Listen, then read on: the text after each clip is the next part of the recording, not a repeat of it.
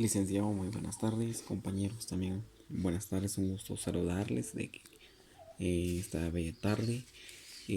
Todos los que vayan a ver este video, que el Señor los bendiga y sean todos ustedes bienvenidos. Voy a empezar a hablar sobre el tema a tratar el día de hoy, es sobre cuadro de oposiciones. Entonces nos preguntamos muchas veces qué es directamente el cuadro de oposición, por qué se le llama así. Entonces muchos le llamamos cuadrado, otros le llamamos cuadro de oposición. Es un esquema que se da mediante en el que se estudian las relaciones formales entre diversos tipos de juicios aristotélicos, ¿verdad? O sea, a eso nos referimos. ¿A qué le llamamos cuadro de oposición o qué es? Pues si la mayoría de nosotros, como bien sabemos, los juicios tienen sus tipos de clasificación y estos son como cuatro variantes. Pues nosotros nos referimos directamente a las vocales. Entonces tomamos A, E, I y O. Entonces en este caso yo voy a empezar a tratar y a platicarles. Tengo unas hojas para poder explicarles de la mejor manera. Y por último tengo un ejemplo. Así que todos ustedes bienvenidos.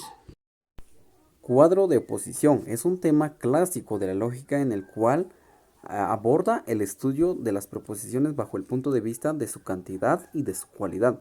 Recordemos que los juicios por su cantidad se divide en universal y en particular, y los juicios por su cualidad en afirmativo y en negativo.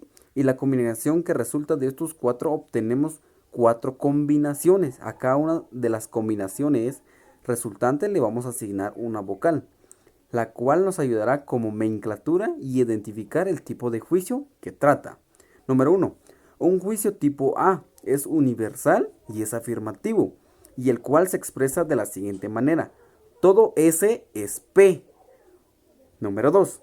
Un juicio tipo E es un juicio universal negativo y se expresa de la siguiente manera: ningún S es P. Y número 3. Y un juicio tipo I es un juicio particular afirmativo y se expresa de la siguiente manera: algún S es P. Y el número 4, que sería el juicio tipo O, es un juicio particular negativo y se expresa de la siguiente manera: algún S no es P. Este es el cuadro de oposición lógica. En cada uno de los extremos encontramos una vocal que representa un tipo de oposición. En la parte superior de nuestro cuadro encontramos que los dos tipos de proposiciones son universales, mientras que las inferiores son particulares. Lo de la izquierda son afirmativos y de la derecha negativos.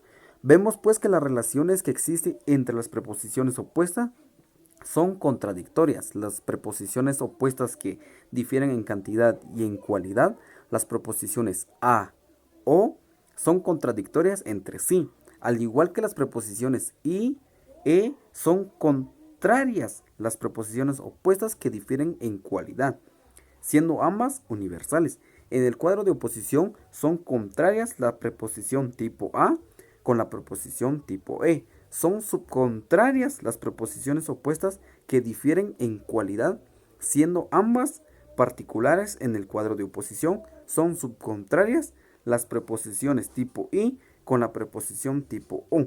Son subalternas las preposiciones opuestas que difieren en cantidad, siendo ambas afirmativas o negativas.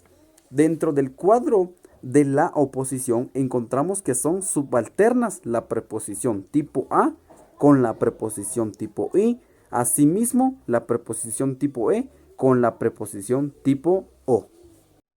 En esta hoja vemos cómo podría funcionar para construir un silogismo.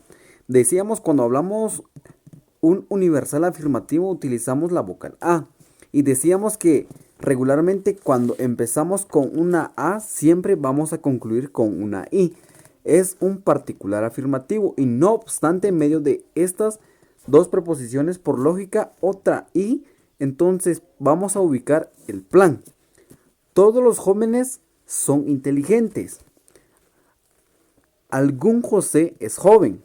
Por lo tanto, nuestra conclusión sería: algún José es inteligente. Si recordamos una de las reglas que habíamos hablado anteriormente, diría que cuando empezamos con un universal afirmativo, no podemos concluir con un particular negativo.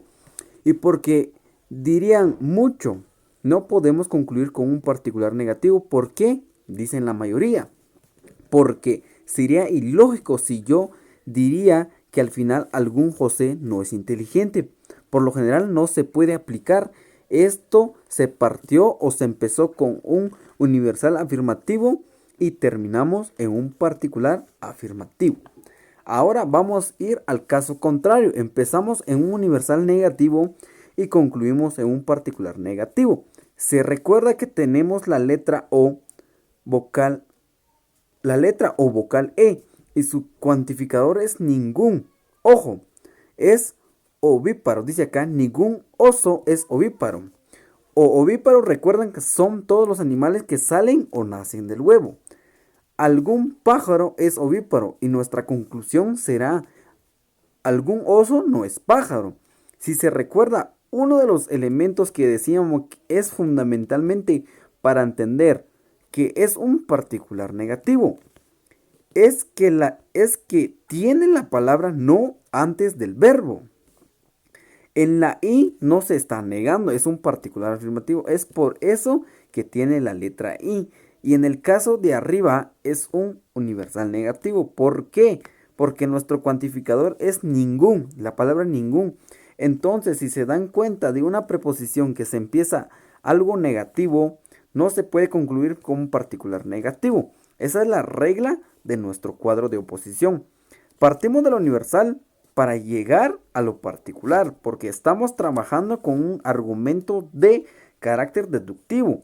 Y para terminar, anunciamos algunos elementos que todas las preposiciones tienen que tener un cuantificador. Y es por eso se señala con la letra C, donde está marcado, si ustedes ven, la letra C por arriba de todos los cuantificadores. Y después tiene que tener un sujeto. Todas las preposiciones tienen que tener un sujeto. Y es con eso está señalado con la letra S. Y también debe tener un verbo, que está señalado con una V. Y por último, estas preposiciones tienen que tener un predicado, que se está representando con la letra P, por encima de las últimas palabras. Cuando aplicamos la regla del cuadro de oposición, siempre vamos a concluir con argumentos que tienen lógicos y sentidos. Empezamos con un universal afirmativo y al final decir algo negativo o la inversa. Vamos a empezar con una universal negativo y terminar con una particular afirmativa. Y es por eso, hacía anteriormente que A no puede concluir con O y que E no puede concluir en la letra I. Y por último, recordar que la lógica es fundamental para que nosotros podamos organizar nuestras ideas.